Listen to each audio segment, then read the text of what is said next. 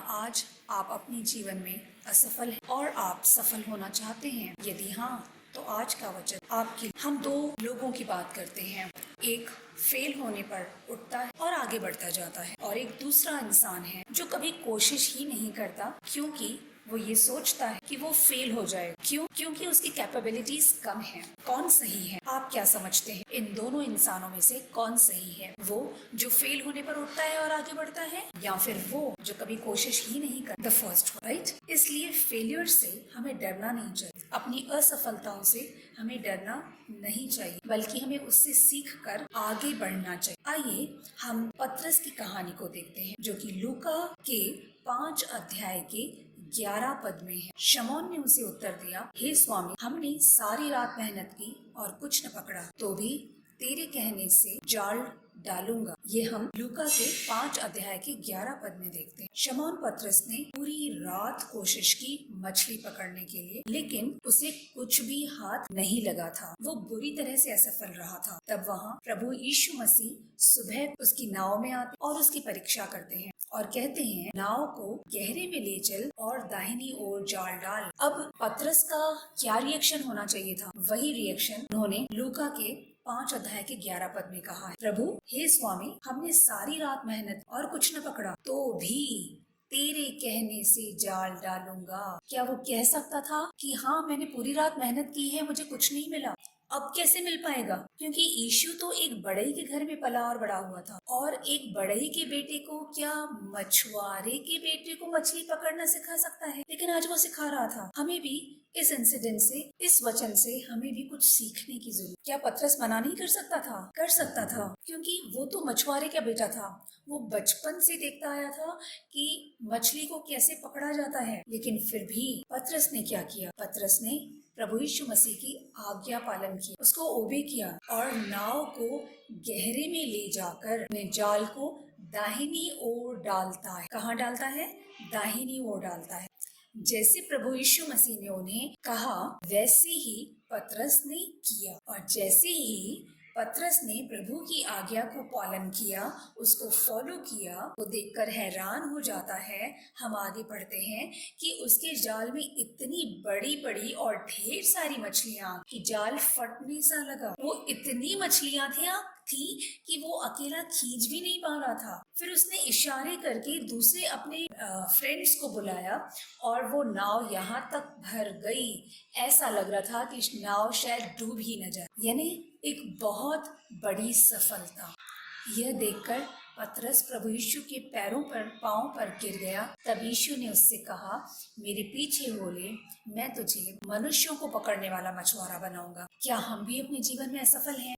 क्या हम भी अपनी जीवन में बुरी तरह से असफल हुए? कई बार हम सोचते हैं, क्या मेरे दुख, क्या मेरी परेशानी कभी दूर हो सकती है? क्या मेरे जीवन में भी कभी सफलता मिलेगी? यदि आप भी ऐसी परिस्थिति से होकर जा रहे हैं, तो आज का वचन, ये वचन हमें प्रार्थना के साथ पढ़ना चाहिए। इस वचन के जरिए हमें प्रार्थना करनी चाहिए। आज प्रभु भी हम सबको ये सिखाना चाहता है कि अब असफलता का हमें कैसे सामना करना चाहिए, और बाइबल का ये वचन हमें ये सिखाता है कि हमें हिम्मत नहीं हारनी चाहिए। अगर हम पतरस की जगह पर होते, पूरी रात हमने मेहनत की होती, और अगर हमें ना कुछ मिला नहीं होता, तो हम क्या प्रभु की आज्ञा का पालन करते? नहीं करते। आज हम यही कर रहे हैं। तभी हम जब असफल होते हैं तो हम चुपचाप से बैठ जाते हैं और उसका शोक करते हैं, उसका दुख मनाते रहते हैं।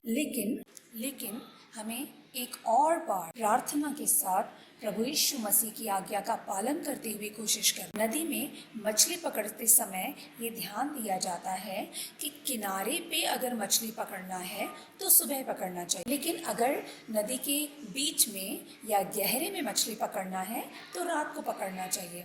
लेकिन प्रभु यीशु मसीह ने कुछ अलग ही पतरस को समझाया, कुछ अलग ही रीति से पतरस को मछली पकड़ने का आदेश दिया। यीशु के कहने का मतलब ये था कि तुम मेरे तरीके से, मेरी दिशा में, मेरे कहे अनुसार, मेरी आज्ञा का पालन करते हुए मछली पकड़ो, और मेरे कहे अनुसार तुम कार्य करो। जिस तरीके से, जहाँ पर भी, जैसे भी मैं कहता हूँ, प्रभु आज आपके जीवन में भी कुछ कहना चाहता है। उस कार्य में डर अवश्य होगा, असफलता का डर और लोगों के कुछ कहने का डर कि लोग मुझे मूर्ख न कहें, लोग मुझ पे हंसे ना। मेरे प्रियो, जब कुछ चेंज होने वाला होता है या जब हम सफल होने वाले होते हैं या किसी भी तरह का कोई परिवर्तन हमेशा ही कष्टकारी होता है, हमेशा ही कष्टकारी होता है।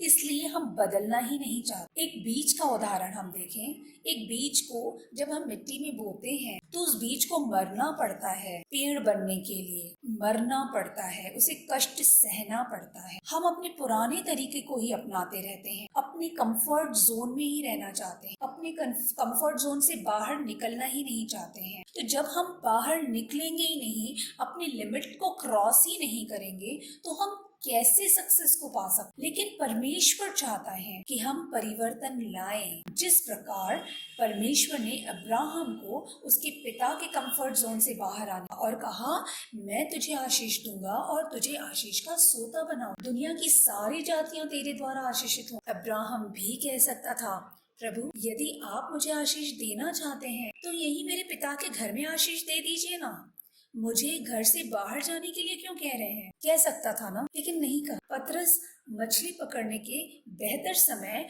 और बेहतर तरीके को जानता था। पतरस मछली पकड़ने का अनुभव रखता था, बचपन से ही वो मछली पकड़ने में महारत हासिल किया हुआ था। ये उसका प्रोफेशन था।